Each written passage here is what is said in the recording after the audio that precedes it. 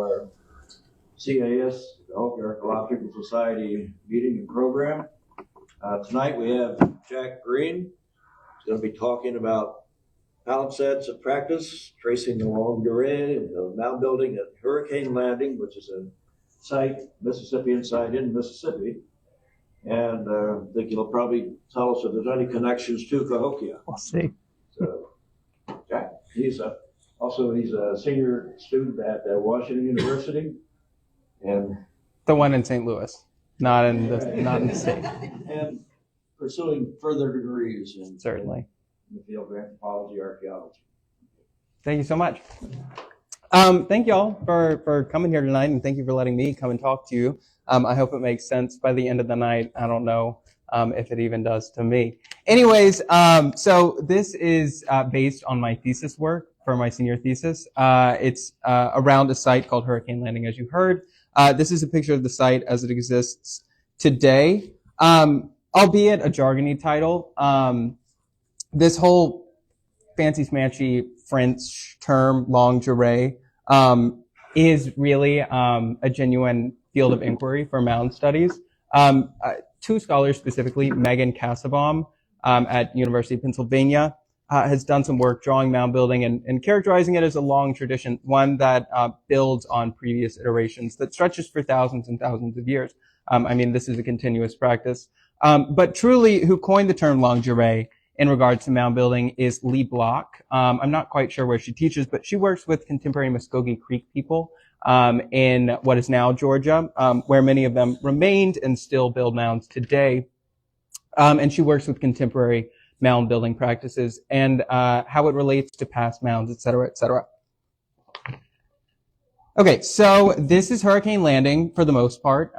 It is an archaeological site located in North Mississippi in the Hill Country in Lafayette County, where I'm from. It's that red star over here on the map, just so you can place yourselves. It dates roughly pretty generously between 1175 CE to 1350. It's what we consider Mississippian, which I'm sure y'all are familiar with. It's just a material culture suite, so shell-tempered ceramics, wall trench, architecture, maize agriculture, monumental architecture like large truncated platform mounds that characterize sites. So the site itself is underwater most of the year. It's quite a shame. Actually, right now it's above water because a reservoir was constructed in Lafayette County and dammed up the Tallahatchie River that the mound sits along in 1940 under the Flood Control Act under Roosevelt. This reservoir swelled up the lake, but the Corps of Engineers drain it every winter in anticipation of spring rains. And that annual rising and falling of the lake that's taken place for the past like 70 years has reduced Hurricane Landing mound and eroded a lot of the site considerably. That was noticed by University of Mississippi archaeologist Dr. Robert Thorne. He went out in 1980 with the Corps of Engineers and decided to mitigate its destruction by placing some trenches in the north, south, and eastern slopes of the mound to kind of delineate its horizontal footprint, as well as doing some test excavations to determine the site's domains. That culminated with him and the Corps of Engineers covering the mound in riprap, which is just a term for small boulders. You can see it on the map over there in the bottom left quadrant.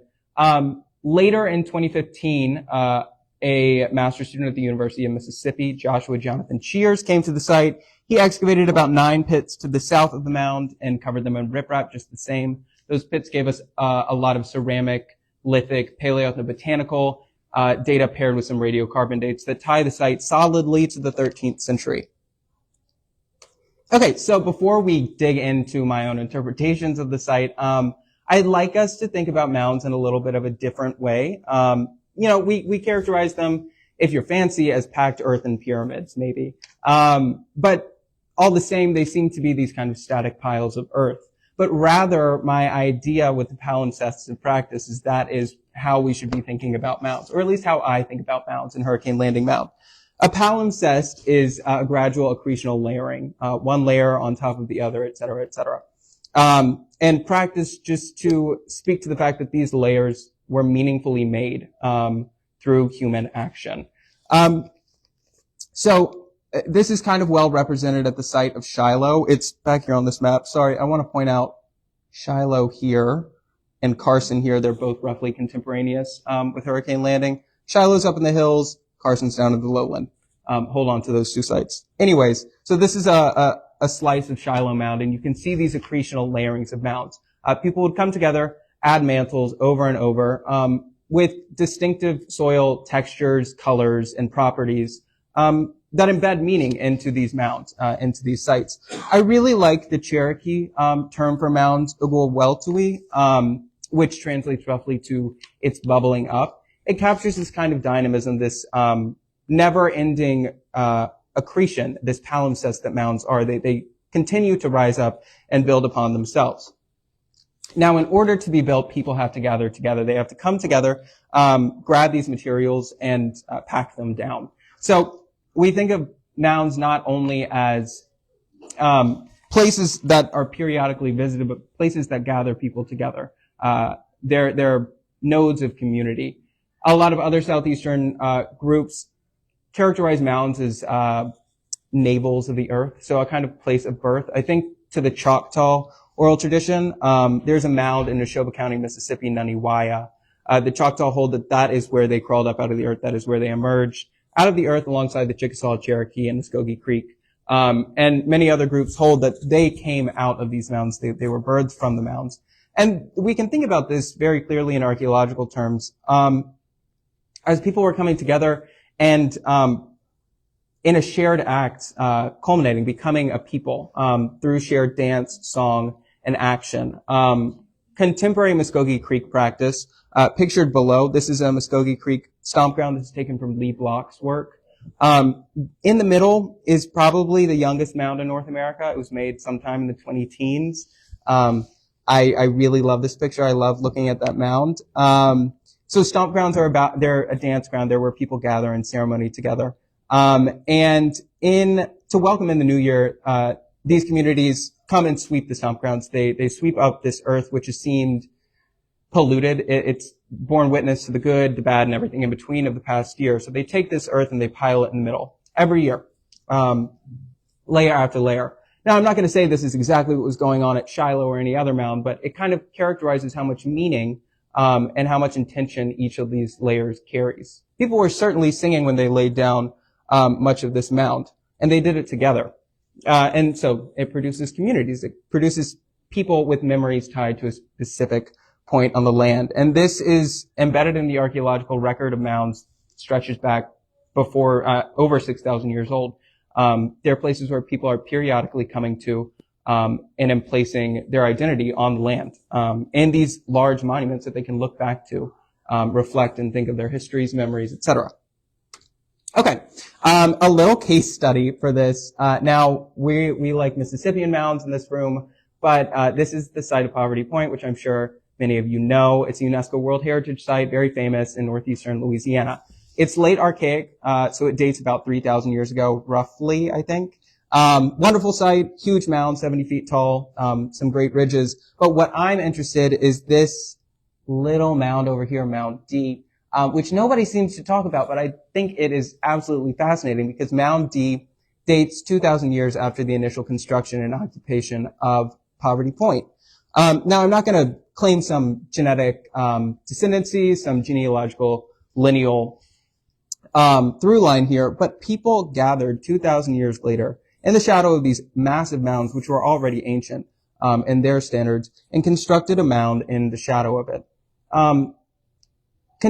Thinking about mounds as palimpsestic practice and thinking about how they tie in the landscape and people around them, it's quite a powerful image, thinking of people coming back 2,000 years later, looking at a massive mound that predates them and everything they've known, to raise a mound beneath it together.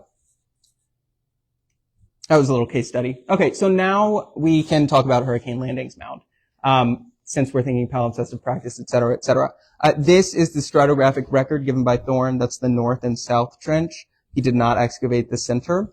But he gives us a really good record of the earliest layers of the mound. The later ones are lost to erosion, of course. but we have a really secure and well-documented stratigraphy for the earliest layers of this mound. Thorne notes 2 construction episodes.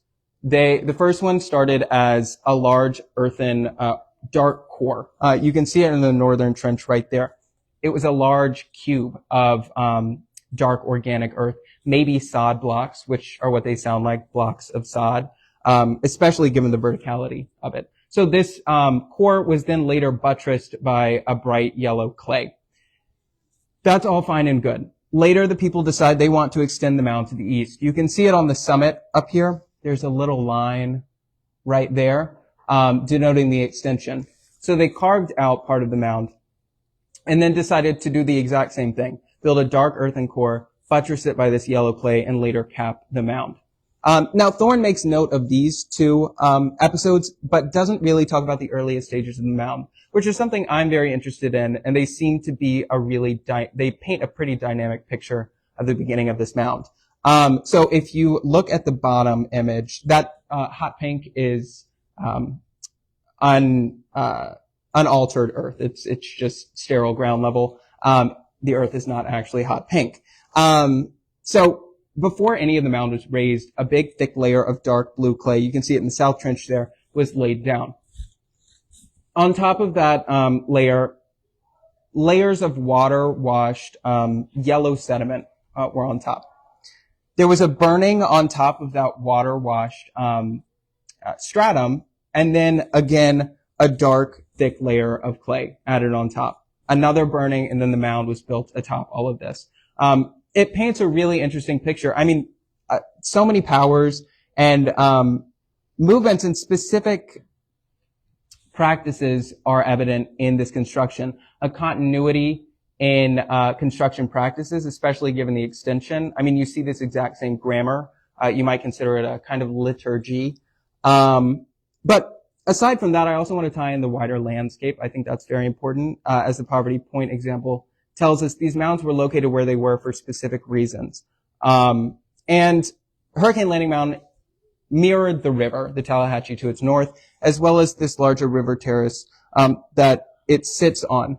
However, I wanted to see, why did they want to mirror that terrace? I don't truly believe it was just for convenience. To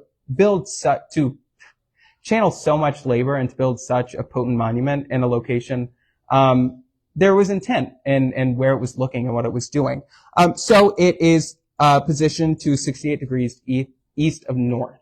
1,000 years ago, 1000 CE, that would have pointed to where the moon rose every 9.3 years. It's called the minimum northern lunar rise.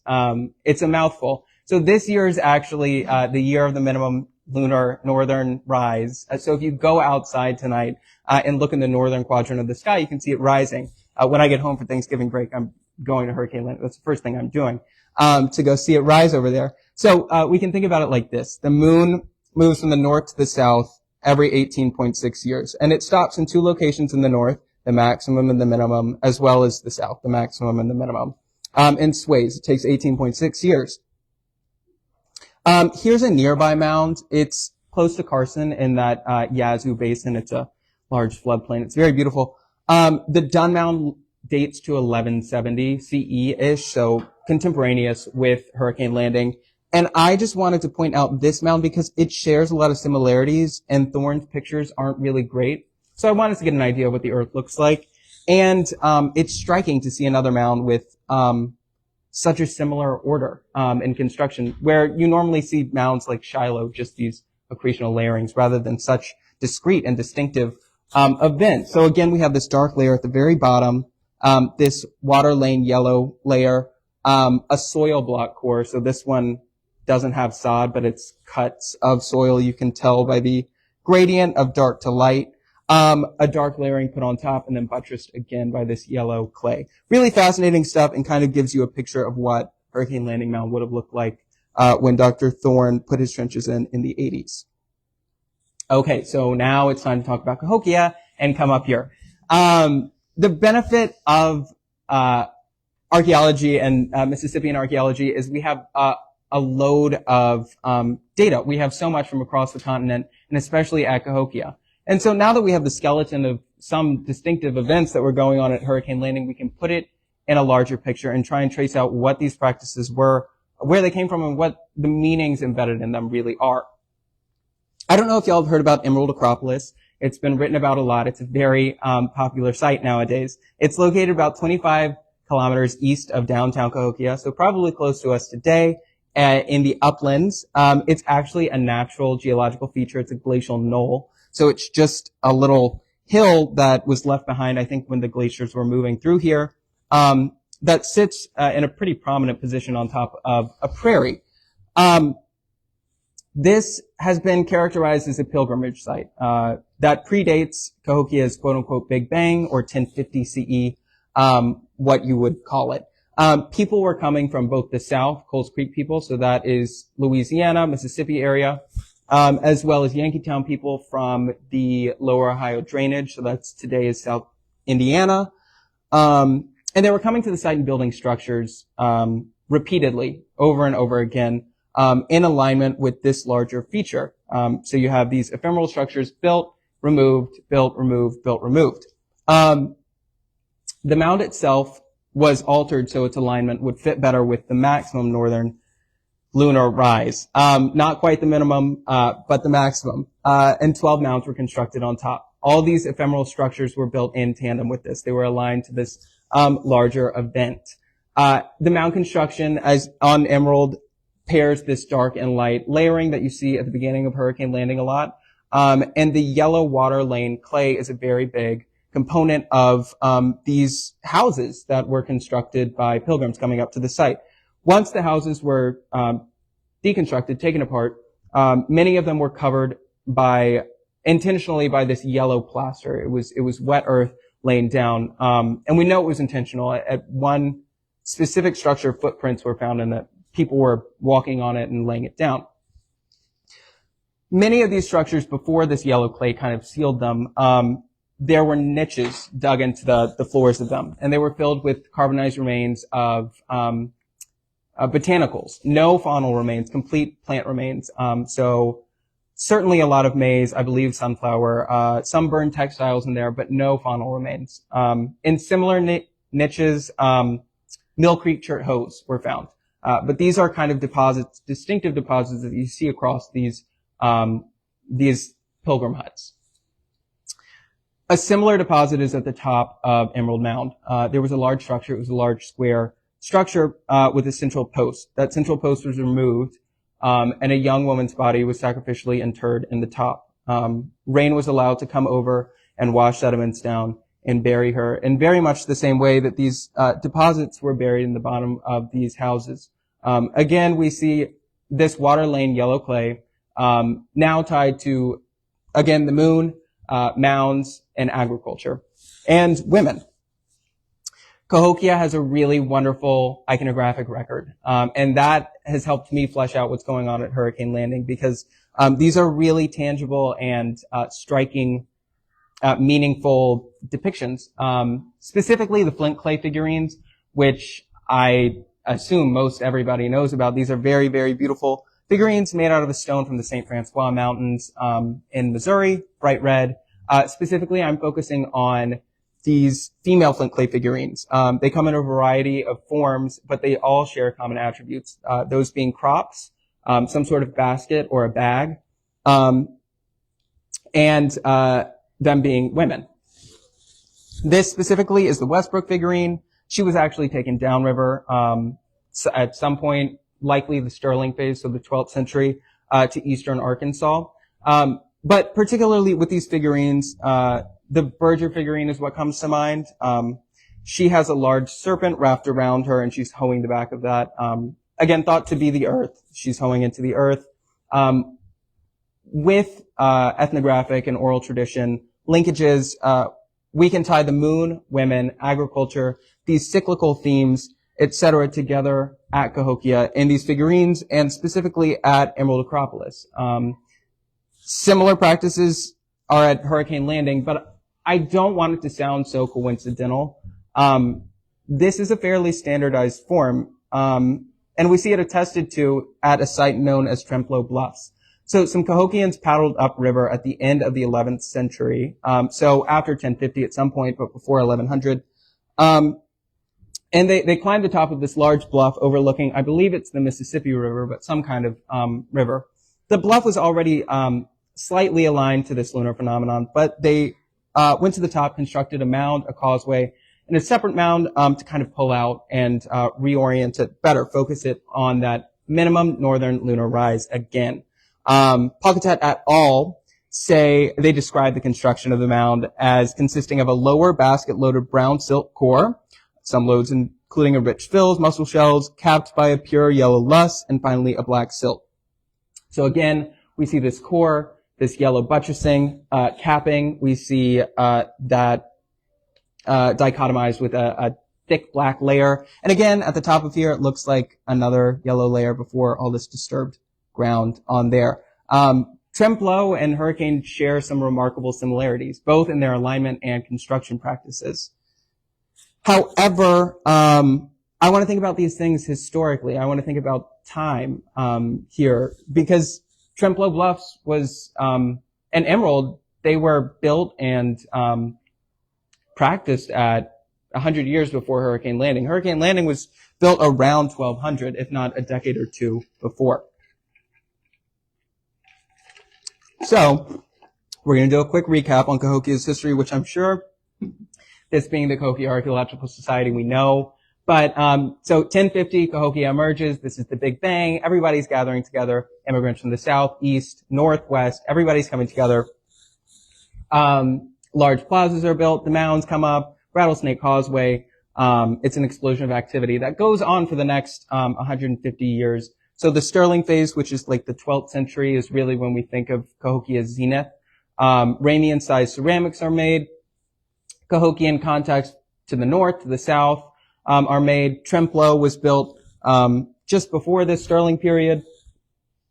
And then around 1160 and 1170, there are some strange events noted in the archaeological record. In the East St. Louis precinct, a large section of it was burned down. There was a large walled compound. It was completely burned, with containers of maize inside completely full. Either at the same time or quickly thereafter, the first iteration of the very famous Cahokia Palisade, the large central palisade, was constructed around 1175. And around this time, this is when people start leaving. Many of the immigrants who came and settled in the uplands start leaving. Cahokia's population is halved at least. And many of these people are coming south. This map here points out two of these female flint clay figurines. Their deposit, so the New Madrid and the Westbrook, who you saw on the previous slide. These were taken down south. We see Cahokian materials moving south, and people moving south after, during the 13th century. So Trempealeau was built by Cahokians for Cahokians. The ceramic assemblage is mainly Cahokian. The lithics are mainly American bottom. People were looking inwards. They weren't really interacting with the locals up there. The Cahokians were not. But at Hurricane Landing, we have a ceramic record that indicates continuity with local late woodland people. They're known as the Baytown people. The subsistence record is pretty in line with continuous practices. The lithics, again, this is local people coming together to build this mound for some reason. In the wake of all these Cahokian materials and practices and ideas and people coming downriver, we know they were coming specifically around Hurricane's locale because of a site named Carson that I mentioned earlier. That was a legitimate outpost. Cahokians paddled downriver, got off their boat and built 6 houses, Cahokian pit-style houses that you don't see anywhere else in the Mid-South. It's really fascinating. They're full of Sterling phase ceramics, a lot of Burlington chert, which is up from this area. Mill Creek chert hose start entering the area. You see duplicates of Ramian-sized, all starting to come in the area. This is a really nice Ramey knife that was found in Lafayette County, Mississippi. It's going through the collections, and nobody had ever talked about it, but this was found about 15 kilometers to the east of Hurricane Landing. Mill Creek chert hoe was found about 15 kilometers to the west in Lafayette County. And so Hurricane Landing was built by locals during a really crazy time. This is the first time in the Mid-South that you see large nucleated populations coming together, living around mounds. Many of them are palisaded, like the Ames site in western Tennessee. Intensive agriculture starts for the first time. Baytown people are cultivating eastern agricultural crops in the late woodland period, but maize agriculture and intensified agriculture really begins around this 13th century, if not a little before in the 12th century, as people are leaving Cahokia and things are happening around the continent. And I've been questioning why in the world would these local people want to incorporate this kind of like lunar veneration? Why would they come together to build a mound that was organized in a very distinctive way? It required a lot of labor and a lot of expertise. There's a site in Lafayette. So this is a map of Lafayette County really fast. There's a site in there known as the slaughter site. It's at the bottom down there. All these upside down arrows are woodland, if not older mounds, and the upright arrows are Mississippian, just to place ourselves. So the slaughter mound site is completely woodland, if not late archaic. I won't get into that. But I was really interested in it in high school, and so I got to look at the collections thanks to Dr. Tony Boudreau. There were a lot of archaic points, a lot of grog-tempered ceramics, but no Mississippian occupation whatsoever. There's no maize in the paleoethnobotanical array, nothing. But as I'm sure you can tell I'm getting to, this tri-notch Cahokia point was just sitting in the middle of it all. It's a really finely made Cahokia point. There's nothing else like it in the area. I don't know what kind of chert it is, but it's a really pretty chert, and I'm sure somebody thought that about 1,000 years ago.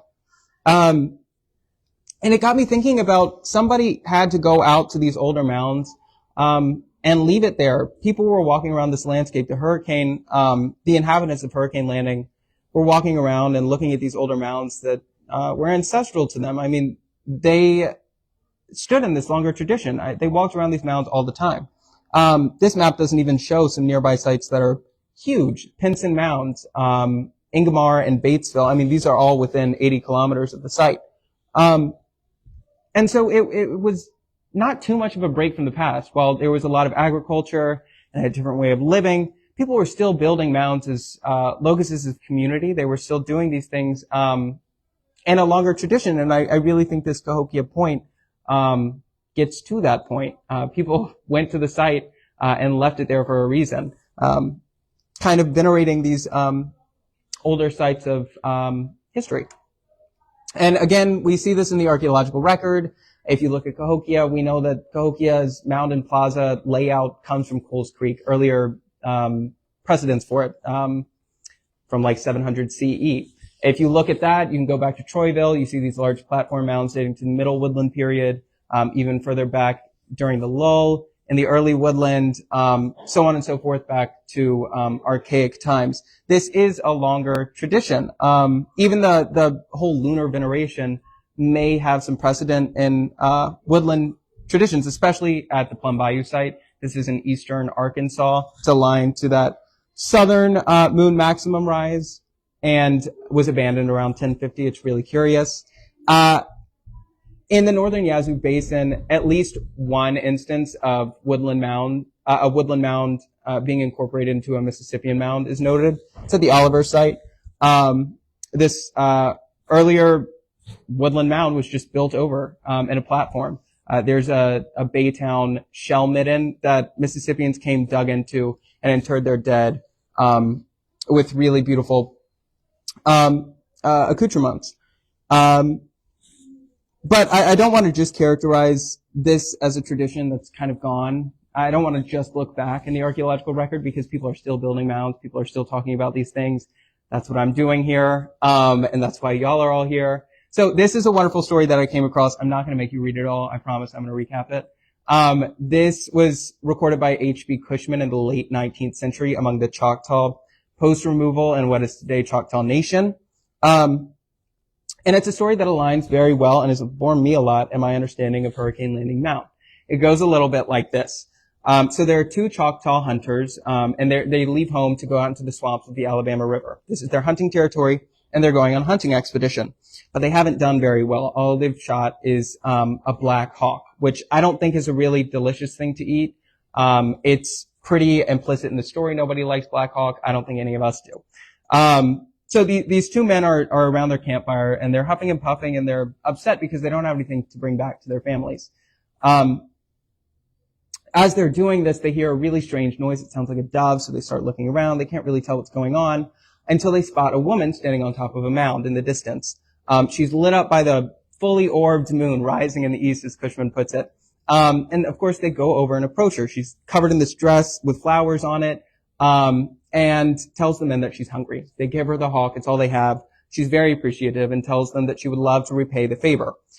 She reveals herself to be Ahoyochishba'ash, which loosely means unknown woman, so not too distinctive or telling of a name, but she's the daughter of the sun. She tells the men to come back when the moon rises in the same spot the next summer. They leave, they go home, they don't tell anybody, then they come back. They see the moon rising again, ascend the mound, and look for the woman, but she's not there. Rather, on top is a plant that they've never seen before, which we know today as corn, as maize, as tanchi. And I mean, there's just a remarkable amount of similarity in this story and this tradition that you see at Hurricane Landing at Cahokia, that we can tie far, far back. And I mean, men and women are meeting atop the mound. In Thorne's excavations of the mound, he scraped the summit. There's a circular house and a square house. In Cahokian cosmology, circular is feminine, it's of the earth. Square is masculine, it's of the sky. Ideally, men and women were meeting on top of here. At the same time, maize was coming into the area. At the same time, farming was really becoming a larger thing. And people were meeting at the site when the moon came, at specific times of year when it returned on its journey. Okay, so I'd just like to leave us with this quote because it's really interesting to think about these as a larger tradition still going on today. Indigenous duration operates less as a chronological sequence than as overlapping networks of effective connection to persons, non-human entities, and place. So we're thinking about mounds here, that orient one's way of moving through space and time with story as a crucial part of that process. Here's a quick bibliography. That is all I have. Thank you all for listening to me. I really appreciate it.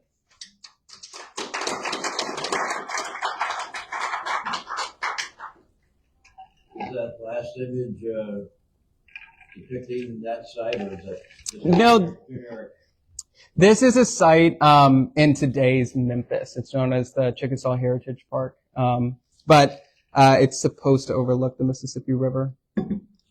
But I'm willing to take questions. I don't know. Maybe y'all are ready to go. That's totally welcome.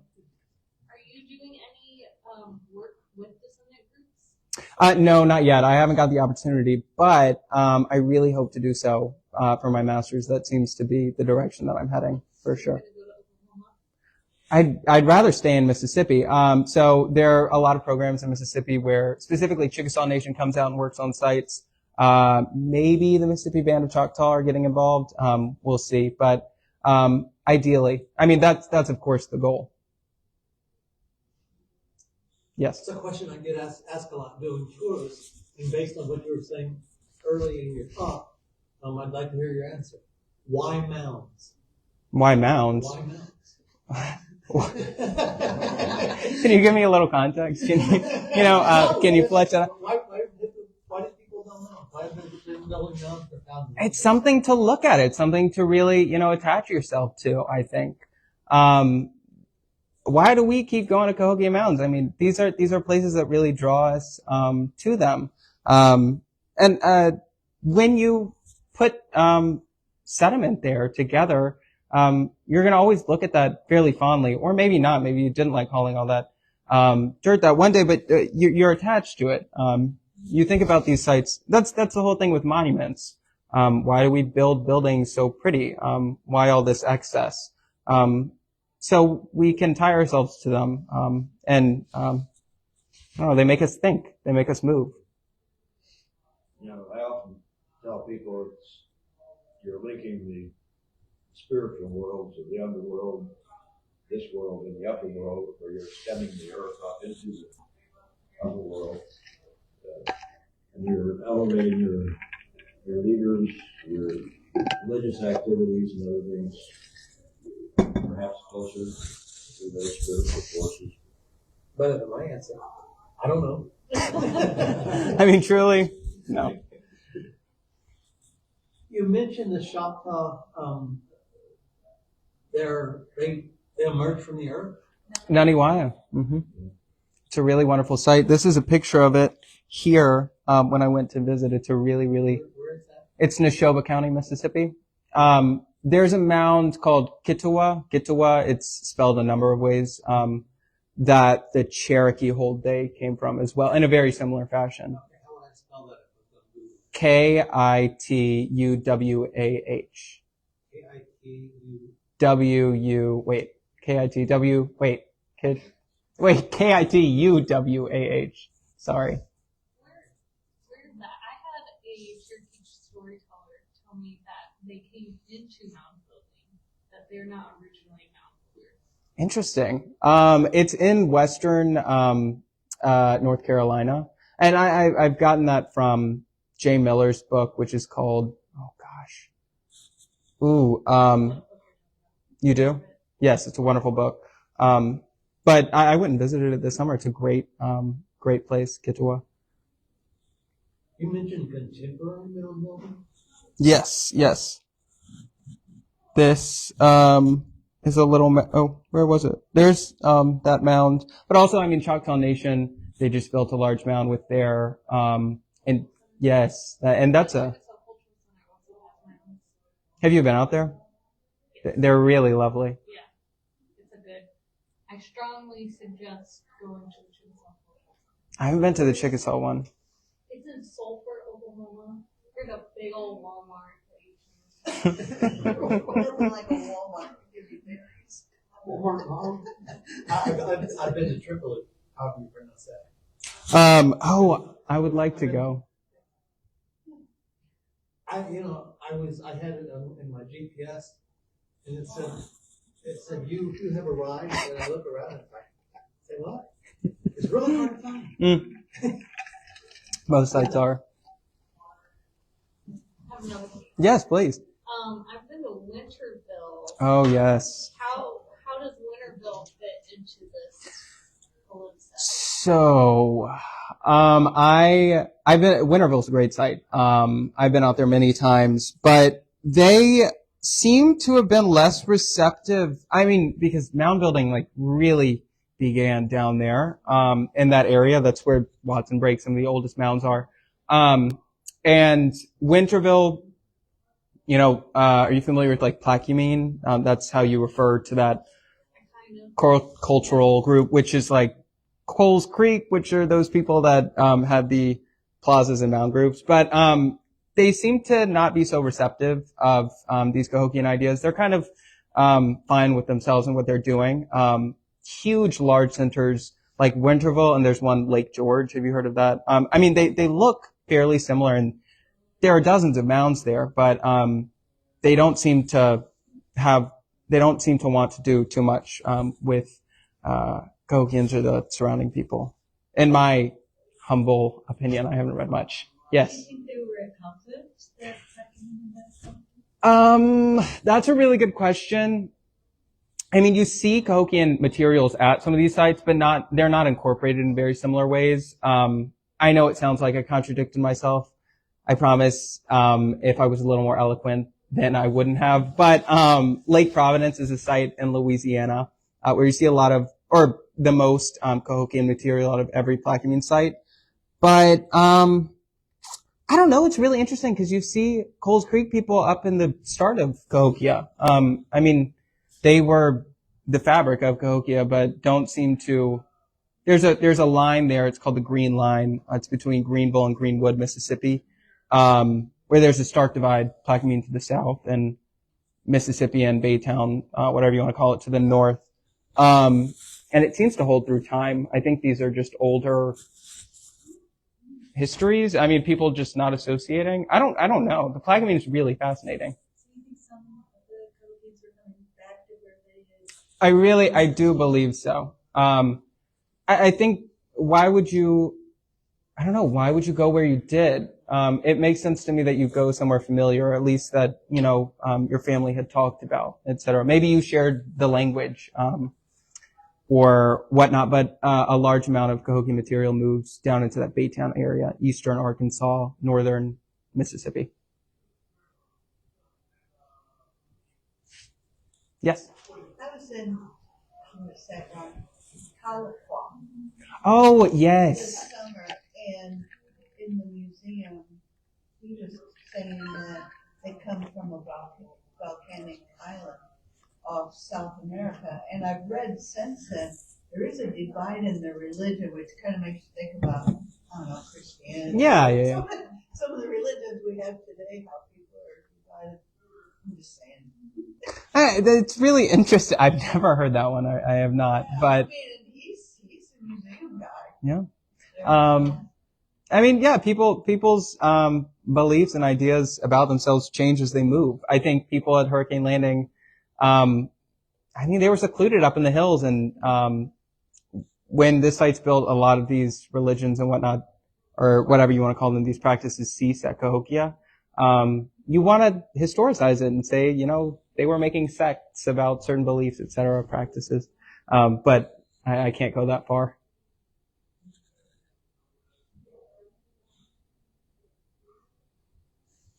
Good. Thank you very much. I appreciate y'all. Thank you. Thanks.